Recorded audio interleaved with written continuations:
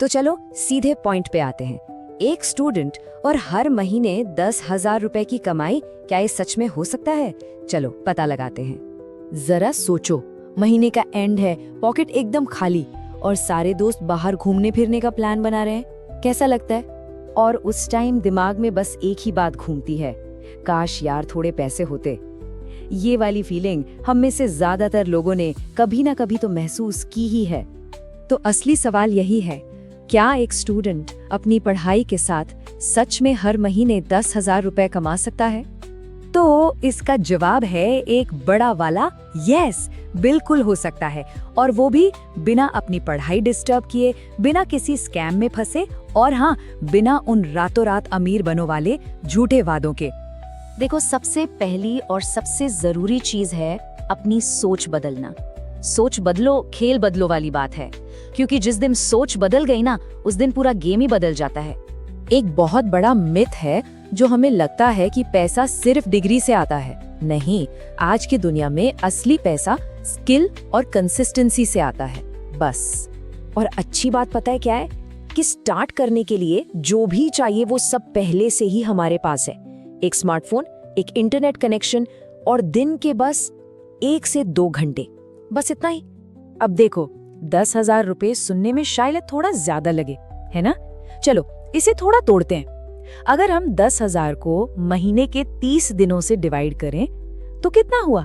सिर्फ 333 रुपए। हाँ, सिर्फ 333 रुपए एक दिन का। अब बताओ, क्या ये नामुमकिन लग रहा है? बिल्कुल नहीं।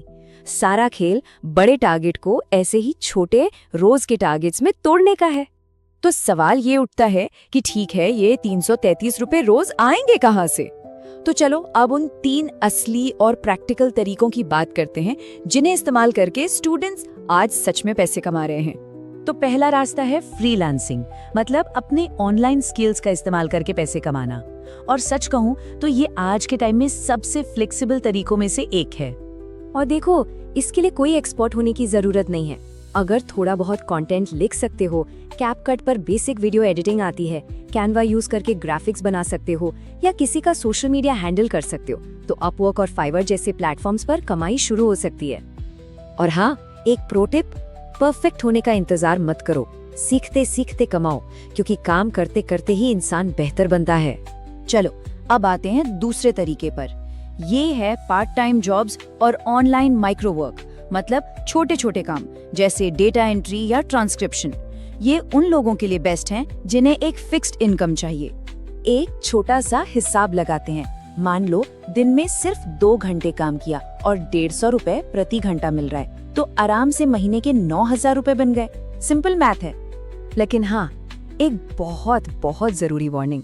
अगर कोई आकर कहे भाई 500 रुपए लगाओ और 5,000 कमाओ, तो बस भागो वहां से। ये लगभग हमेशा स्कैम ही होते हैं। और अब आते हैं तीसरे और सबसे पावरफुल तरीके पर, कंटेंट क्रिएशन। ये जेन ज़ी का, मतलब आज की पीढ़ी का फेवरेट हथियार है, और इसकी वजह भी है। लेकिन इसमें एक बात है, पेशेंस चाहिए। हो सकता है पहले 2-3 महीने कमाई बहुत कम हो या जीरो हो, लेकिन एक बार ग्रोथ आनी शुरू हुई ना, तो 10K क्या 50K महीना भी आराम से बन सकता है। अच्छा, अब उन गलतियों की बात करते हैं जो स्टूडेंट्स अक्सर करते हैं और जिनसे हमें बचना है। सबसे बड़ी गलतियां, एक दिन फुल मोटिवेशन, फिर 5 दिन का ब्रेक, या फिर एक साथ सब कुछ ट्राई करने की कोशिश करना। और सबसे खतरनाक, दूसरों से खुद को कंपेयर करना। ये आदतें आगे बढ़ने ही नहीं देती। तो फिर इसका सलूशन क्या है? बहुत सिंपल, कोई एक स्किल चुनो और उसे 30 दिन दो, बस 30 दिन बिना रुके, रिजल्ट खुद ब खुद दिख जाएगा। तो अब जब सब कुछ साफ है, तो सवाल ये है कि पहला कदम क्या होगा?